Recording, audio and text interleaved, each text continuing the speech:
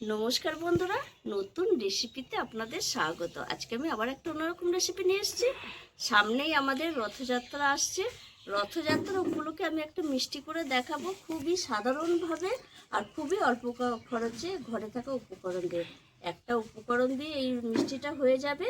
আর এই রথের দিনে যদি এরকম মিষ্টি বাড়িতেই বানিয়ে তৈরি করে খাওয়া যায়, অসাধারণ লাগে, পয়সারও সাশ্রয় হয়। তার জন্য আমি নিয়ে নিয়েছি এখানে 1 বাটি ময়দা, এলাচ, গোটা এলাচ, লবণ, ঘি, সাদা তেল, 1 বাটি চিনি আর বেকিং সোডা।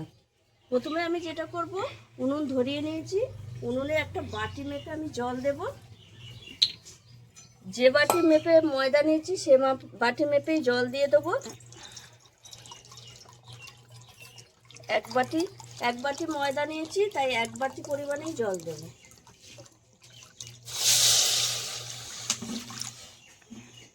এই জলের মধ্যে আমি দিয়ে দেবো এখানে লবণ, অল্প করে দেব, সামান্য ঘি। আর এই বর্ষার সময় উনুন ধরতে খুবই কষ্ট হয়, ধোঁয়া হয় খুব।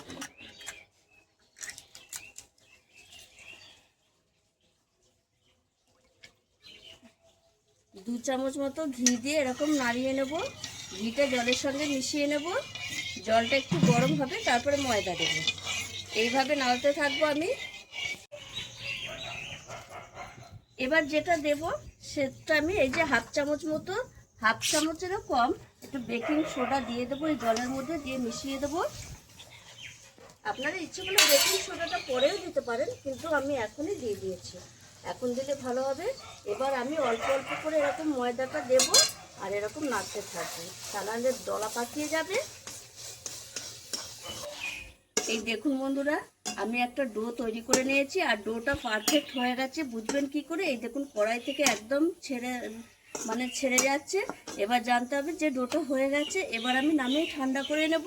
ততক্ষণ আমি কড়াইটা ধুয়ে নিয়ে আসবো। এটা ঠান্ডা হতে থাক, দিয়ে আর একটু ভালো করে মাখতে হবে।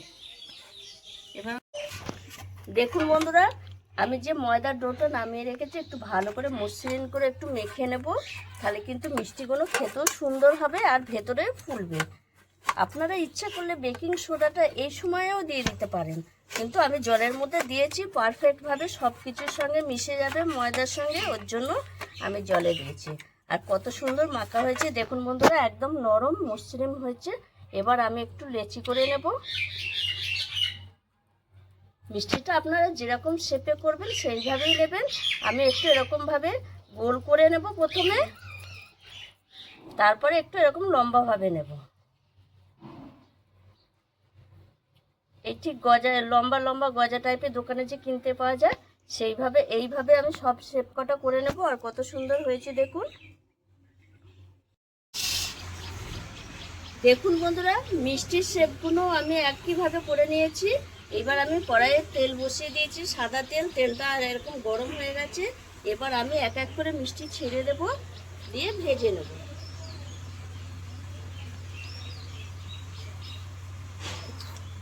এবার যখন ফুলে উঠবে দেখাবো তখন। দেখুন বন্ধুরা, কত সুন্দর হয়েছে মিষ্টিগুলো, কিভাবে ছেড়েছে দেখুন। আর দেখতেও একটা অসাধারণ লাগছে। এই দেখুন গাগুলো দেখুন কত সুন্দর হয়েছে। এতে কিন্তু রসটা খুব সুন্দরভাবে একদম ধরে নেবে।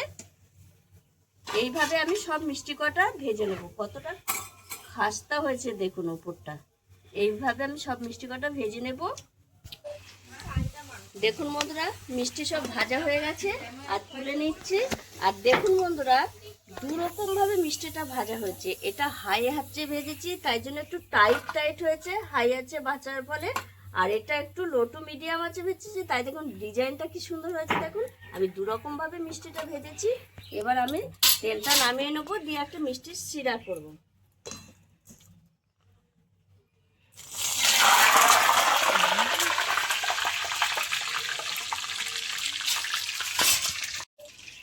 এবার আমি 1 বাটি চিনি দিয়ে দেবো আর 1 বাটি সম পরিমাণ জল দেবো। চিটচিটে একটা শিরা হবে। এইভাবে আমি চিটচিটে শিরাটা করে নেব। রসটা ফুটে উঠেছে, এবার আমি 4টে এলাচ ফাটিয়ে দিয়ে দেবো ফ্লেভারের জন্য, একটা সুন্দর গন্ধ আসবে। আর রসটা ফুটে উঠেছে, এই অবস্থাতে একটু চিটচিটে হয়েছে, এই দেখুন বন্ধুরা একটু চিটচিটে হয়েছে, এই অবস্থায় আমি মিষ্টিগুলো দিয়ে দেবো, দিয়ে অনবরত নাড়তে থাকবো, তাহলে রসটাও ঢুকে যাবে আর এদিকে মানে একটা শক্ত মানে গজার আকার এসে যাবে। এইভাবে আমি ফুটবে আর আমি এরকম নাড়তে থাকবো। দেখুন বন্ধুরা রসটা একদম টেনে নিয়েছে, এবার আমি নামিয়ে নেবো আর ঠান্ডা করে দেখাবো কত সুন্দর হয়েছে। এটা দানা দানা ভাব পড়ে যাবে, ঠান্ডা হওয়া অবধি অপেক্ষা করব। আর কত সুন্দর হয়েছে দেখুন, রস সব ঢুকে গেছে ভিতরে। দেখুন বন্ধুরা কত সুন্দর হয়েছে মিষ্টিগুলো, এখনো গরম আছে, আর একটু ঠান্ডা হলে তবে ভালো বেশ দানা দানা ভাবটা পড়বে আর সুন্দর হয়েছে, নরম হয়েছে, আমি ধরতেই পারছি না এত গরম, তাও দেখাচ্ছি। এই দেখুন বন্ধুরা কত সুন্দর হয়েছে, একটু ভেঙে দেখিয়ে দেবো কতটা রস পড়েছে। এই দেখুন বন্ধুরা, দেখেছেন কত সুন্দর রস ঢুকেছে। আর এটা মানে রথযাত্রার পক্ষে এরকম একটা মিষ্টি রেসিপিতে অসাধারণ লাগে। আপনারাও এইভাবে বাড়িতে একবার শুধু একটা উপকরণ দিয়ে এই মিষ্টিটা বানিয়ে নিতে পারবেন, আর খুব সহজেই বানানো হয়ে যায়, খেতেও ভালো লাগবে। এটা যত ঠান্ডা হবে তত ভালো হবে খেতে, আর যত মানে রেখে রেখে স্টোর করে খাওয়া যাবে তত সুন্দর লাগবে। আর আমার এই রেসিপিটা যদি আপনাদের ভালো লেগে থাকে তাহলে লাইক করবেন, শেয়ার করবেন, সাবস্ক্রাইব করবেন। আবার দেখা হবে আগামী ভিডিওতে।